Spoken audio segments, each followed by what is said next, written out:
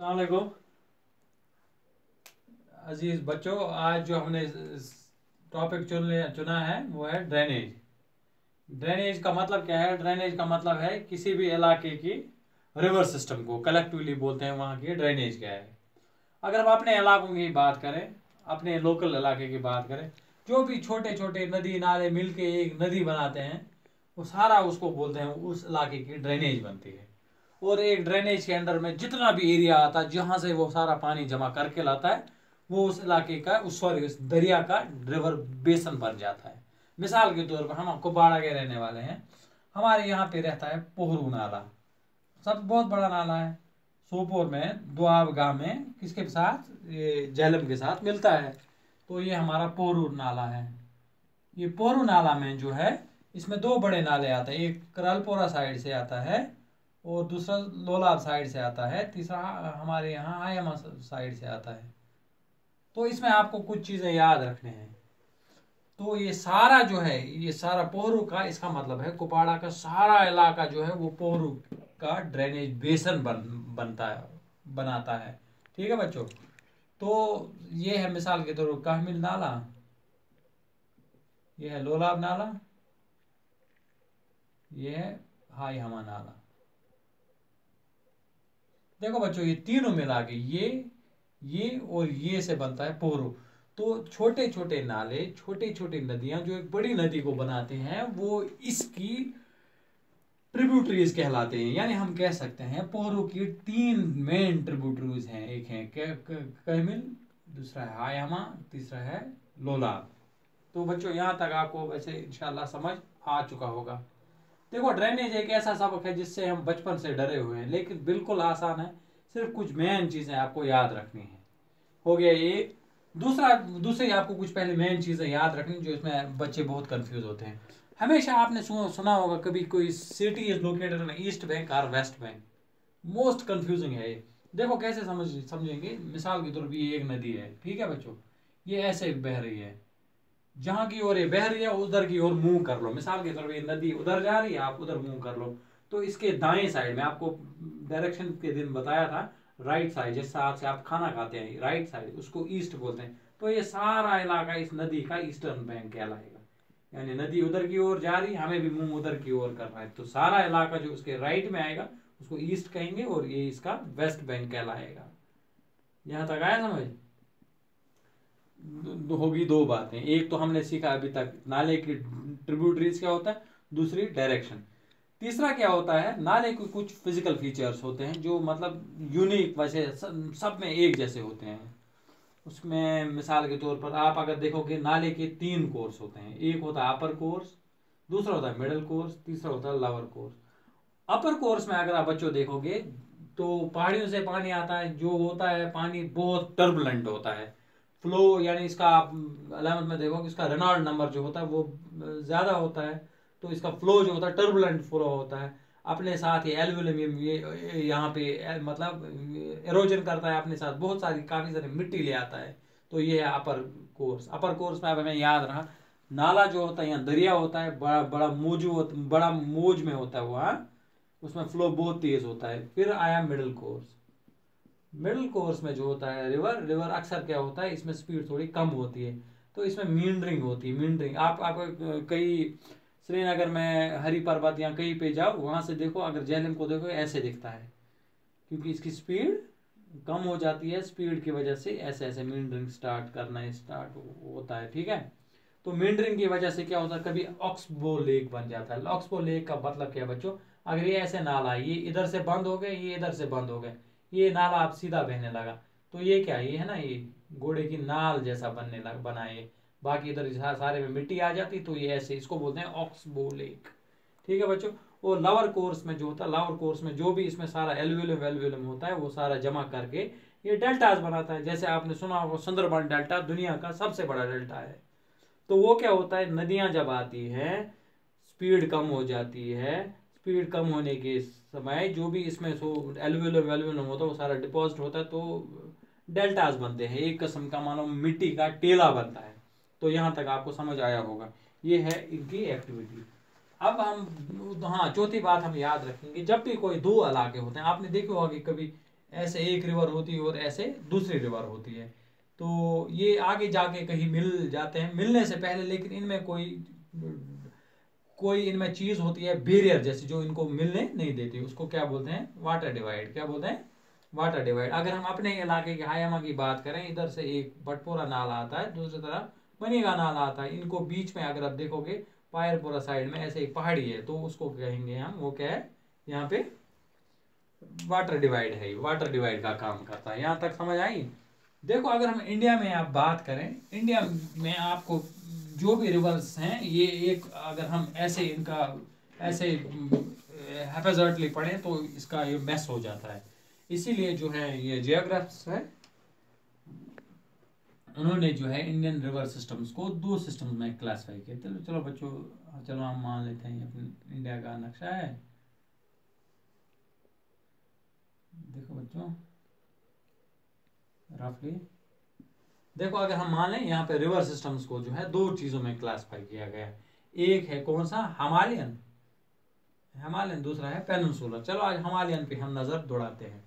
Himalayan जो है इधर इसमें बहती हैं ऊपर नॉर्दर्न पार्ट में, और साउदर्न पार्ट में उनको बोलते हैं पेनिनसुलर रिवर्स। तो मेन पेनिनसुलर हिमालयन रिवर जो है वो कौन सा है, एक है इंडस, दूसरी है गंगा, तीसरा है ब्रह्मपुत्र। इधर से वो भी आता है ऐसे ऐसे होके ऐसे, फिर अल्टीमेटली इधर से वो जाता है। तो ये है मेन तीन रिवर सिस्टम। कौन कौन सा, ये है इंडस, ये है गंगा, और ये है ब्रह्मपुत्र। यानी अगर हम देखें एक्सट्रीमिटीज पे, एक तरफ है वेस्टर्न एक्सट्रीमिटी पे है इसको इंडस, ये है ब्रह्मपुत्र, और ये है गंगा। अगर आप देखोगे इंडिया का नाम भी पड़ा किससे, इंडिया। यहाँ पुराने जमाने में अगर देखोगे हिंद, तो चूंकि जो ग्रीक भी आते थे उनको सिंध, इसको सिंध भी बोलते हैं इसको, तो उनको सिंध नहीं, उनको हिंद, वो हिंद बोलते थे, इसीलिए इसको हम इंडिया को नाम बोलते हैं हिंदुस्तान। या इंडिया भी पड़ा है इंडस से ही इसका नाम, तो इसकी मतलब बहुत इंपॉर्टेंस रही है। तो ये सब पढ़ने से पहले दूसरा रिवर सिस्टम जो है वो है पेनिनसुलर रिवर सिस्टम। उसमें कौन कौन सा है, महानदी है, गोदावरी है, कृष्णा है, कावेरी है, वो हम नेक्स्ट क्लास में देखेंगे। लेकिन उससे पहले इनमें अब फर्क क्या है, इसको कैसे हम बोलते हैं, ये नॉर्दर्न, ये हिमालयन रिवर सिस्टम है, और ये पेनिनसुलर रिवर सिस्टम है, इनमें कुछ डिफरेंसेस हैं। क्या डिफरेंस है, चलो बच्चों हम आज वो पहले आपको समझा देते हैं वो क्या क्या डिफरेंस है इनमें। देखो बच्चों, अगर ये है इधर हिमालयन रिवर, ये है पेनिनसुलर रिवर।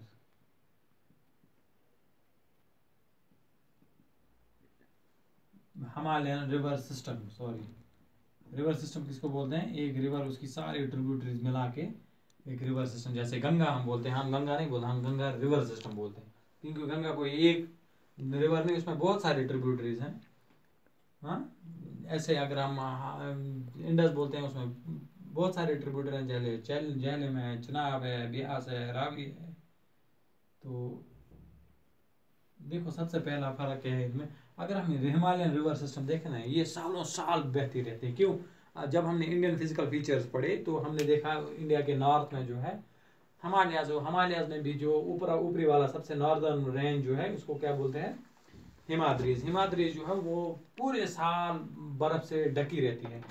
तो वहाँ से बारिश का कंटिन्यू वहाँ से मतलब जो स्नो है मेल्ट होता रहता है, उसकी वजह से क्या है, पानी जो है सालों साल बहता ही रहता है। तो ऐसी नदियाँ जिनमें सालों साल पानी रहता है, इनको बोलते हैं पेरिनियल रिवर्स। तो याद रखेंगे हम, सॉरी, पेरिनियल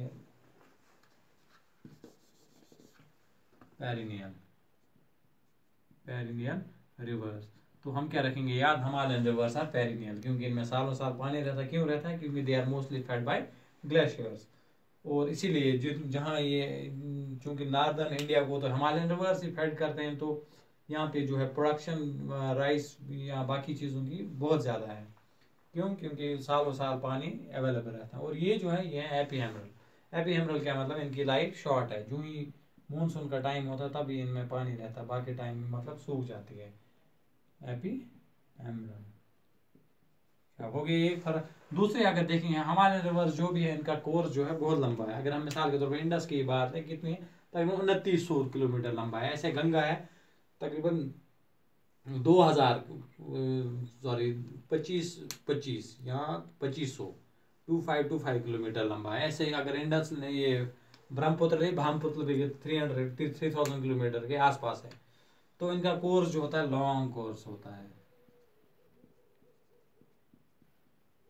इनका क्या है कंपेरेटिवली शॉर्ट कोर्स।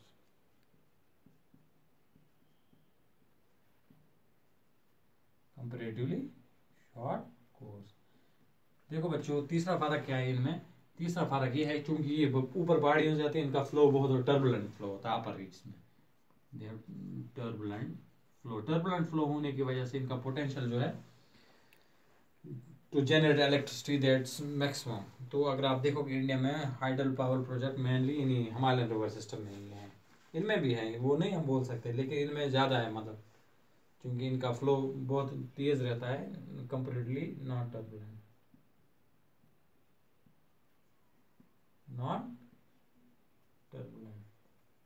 तो चौथा फर्क आप देखेंगे। चौथा क्या है इनमें फर्क। चौथा ये फर्क है इनमें जो ये जो है डेल्टाज बनाते हैं और ये क्या बनाते हैं। इनमें से दो नदियां हैं डेल्टाज भी बनाती हैं, और जो ईस्टर्न फ्लोइंग रिवर्स हैं वो डेल्टाज बनाती हैं। जैसे गोदावरी है, महानदी है, कृष्णा है, कावेरी है। लेकिन दो नदियां इनमें जो एस्चुरीज बनाते हैं, कौन कौन से, वो नर्मदा एंड ताप्ती। तो ये डेल्टाज भी बनाते हैं और एस्चुरीज भी बनाते हैं। अब बोलोगे डेल्टा और एस्चुरी में क्या फ़र्क है। क्योंकि देखो बच्चों डेल्टा वो होता है जब नदी की स्पीड बहुत कम हो जाती है तो उसमें जो भी डिपोजिशन होती है, एल्यूविलम होता है, वो स्लोली डिपॉजिट होता है। लेकिन अगर कोई रिवर है जिसका बहुत टर्बुलेंट फ्लो है, वो जो ही दरिया के साथ मिलती है, समंदर के साथ सॉरी सी के साथ जो ही मिलती है, वहाँ पे टर्बुलेंट फ्लो होती है, वो वहाँ पे एक गड़ा जैसा बना देती है। तो उसको बोलते हैं एस्चुरी। तो एस्चुरी किन में बना होगा पॉसिबल, वहाँ जहाँ पे नाला या सॉरी रिवर सी को टच करने के समय उसमें स्पीड बहुत ज़्यादा होती है, और डेल्टा वहाँ बनते हैं जहाँ पे ये टच करने के समय इनमें स्पीड बहुत कम होती है। Wish you best of luck. Next time हम इससे आगे चलेंगे इंशाल्लाह। हम हिमालयन रिवर सिस्टम अलग से पढ़ेंगे और पेनिनसुलर रिवर सिस्टम अलग से पढ़ेंगे। Thank you.